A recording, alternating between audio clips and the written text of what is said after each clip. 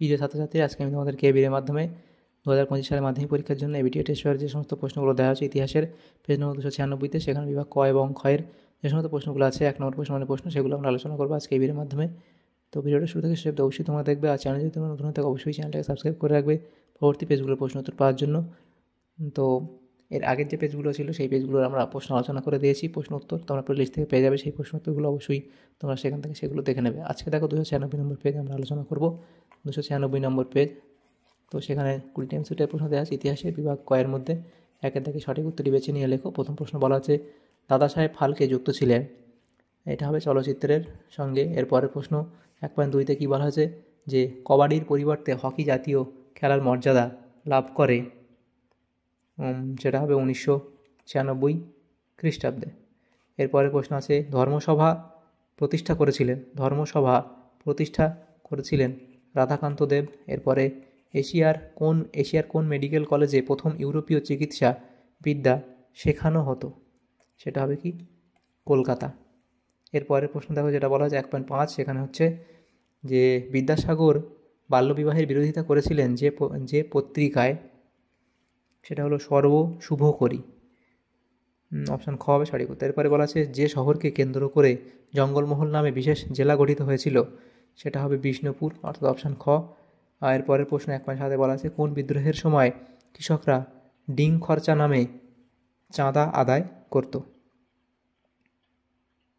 তাহলে তোমাদের হবে কি রংপুর বিদ্রোহ। এরপরে যে প্রশ্ন আছে সেখানে দেখো যে ভারতের প্রথম রাজনৈতিক সংগঠন বঙ্গভাষা প্রকাশিকা সভা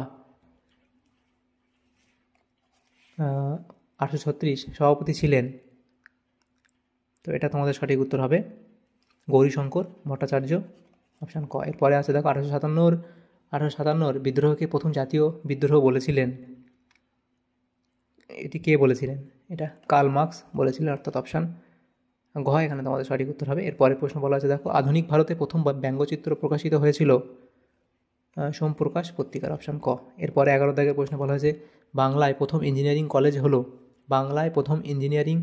কলেজ হলো বেঙ্গল টেকনিক্যাল ইনস্টিটিউট। নেক্সট প্রশ্ন ছাপাখানার মুদ্রণের জন্য সর্বপ্রথম বাংলা অক্ষর তৈরি করেন তিনি কে, সেটা হবে পঞ্চানন কর্মকার, অপশান এখানে ঘ। এরপরে প্রশ্ন বলা আছে কিষাণ সভা সর্বপ্রথম গঠিত হয়েছিল, এটা হবে যুক্তপ্রদেশ। এরপরে 1.14-তে কী বলা হয়েছে গিরনি কামগার ইউনিয়ন কোন শ্রমিকের সংগঠন ছিল, তো এটা তোমাদের হবে কি বস্ত্র শিল্প শ্রমিক। নেক্সট প্রশ্ন 1.15-তে বলা হয়েছে যে ভারতে প্রথম মে দিবস পালিত হয়েছিল 1921 খ্রিস্টাব্দে, অপশান খ। এরপরে আছে দেখো 1.16-তে ভয়েস অফ ফ্রিডম নামে রেডিও স্টেশন গঠন করেছিলেন, সেটা হবে কি উষা মেহতা। নেক্সট প্রশ্ন যেটা দেওয়া হয়েছে সেটা ভারত ছাড়ো আন্দোলনে শহীদ হন মাতঙ্গিনী হাজরা, অপশান ঘ। এরপরে আছে তেলেঙ্গানা বিদ্রোহ সংগঠিত হয়েছিল কোথায়, হায়দ্রাবাদে, অপশান খ। এরপরে আছে দেখো 1.19-এ সেটা বলা হয়েছে স্বাধীন ভারতে নাগাল্যান্ড পৃথক রাজ্যের মর্যাদা পেয়েছিল 1963 খ্রিস্টাব্দে। এরপরে প্রশ্ন বলা আছে নীলকণ্ঠ পাখির খোঁজে গ্রন্থটির লেখক হলেন অতীন বন্দ্যোপাধ্যায়, অপশান খ। এরপরে দেখো আচ্ছা এমসিকিউ টাইপ প্রশ্ন যেগুলো ছিল 20টা সেটা আমাদের হয়ে গেল। এরপরে বিভাগ ক্ষয়ের মধ্যে আছে দেখো 2 দাগের প্রশ্ন, যে কোনো 16টি প্রশ্নের উত্তর দাও, প্রতিটি উপবিভাগ থেকে অন্তত একটি করে প্রশ্নের উত্তর দাও। উপবিভাগ 2.1-এ বলা আছে একটি বাক্যে উত্তর দাও। প্রথম প্রশ্ন সোমপ্রকাশ পত্রিকার সম্পাদক কে ছিলেন, সোমপ্রকাশ পত্রিকার সম্পাদক ছিলেন কে, দ্বারকনাথ বিদ্যাভূষণ।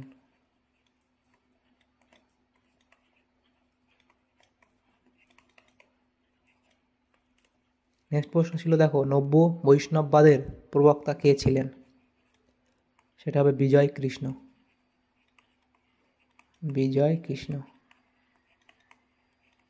নেক্সট প্রশ্ন দেখো দেওয়া হচ্ছে কে রাষ্ট্রগুরু নামে অভিহিত হন, সুরেন্দ্রনাথ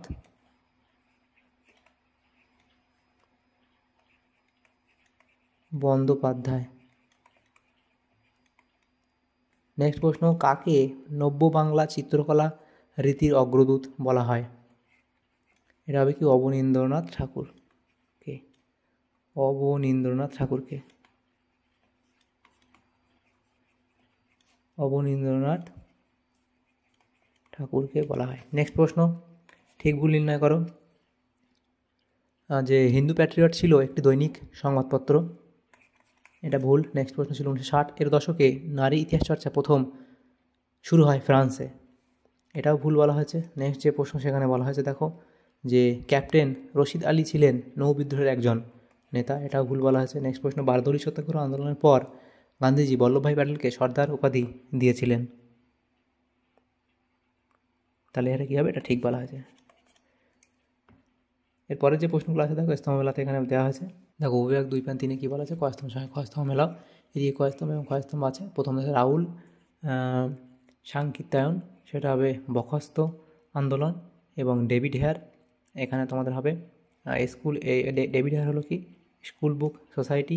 তারপর জ্যোতিবা ফুলে, এটা হবে কি সত্য শোধক সমাজ। তারপর ডিরোজিও, সেটা হবে কি ক্যালকাটা লিটারারি গ্যাজেট। তো এভাবে তোমরা এটা মিলিয়ে নেবে।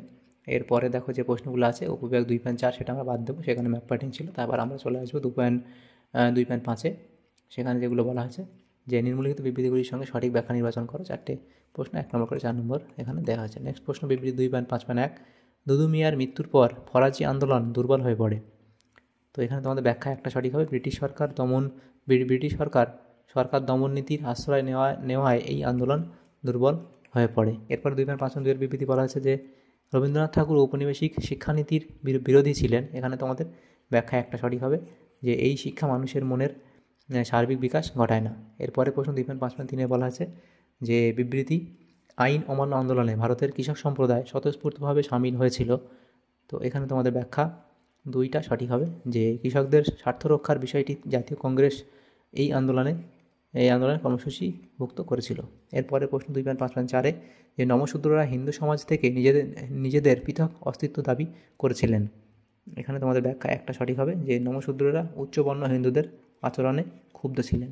তো এখানে যে সমস্ত প্রশ্নগুলো ছিল আমাদের 296 নম্বর পেজে, তো সেখানে বিভাগ ক এবং ক্ষয়ের মধ্যে ইতিহাসে যে সমস্ত প্রশ্নগুলো ছিল সমস্ত প্রশ্নের আমরা আলোচনা করলাম আজকে। 1 নম্বর প্রশ্ন। তোমাদের যদি সামান্য উপকার আসে ভিডিওটা অবশ্যই লাইক করে বেশি বেশি করে বন্ধুদের সাথে শেয়ার করবে। আর এর পরবর্তী যে পেজগুলো আছে সেই পেজগুলোর প্রশ্ন উত্তর পাওয়ার জন্য অবশ্যই আমাদের চ্যানেলটাকে সাবস্ক্রাইব করে রাখবে। Thank you, thanks for watching.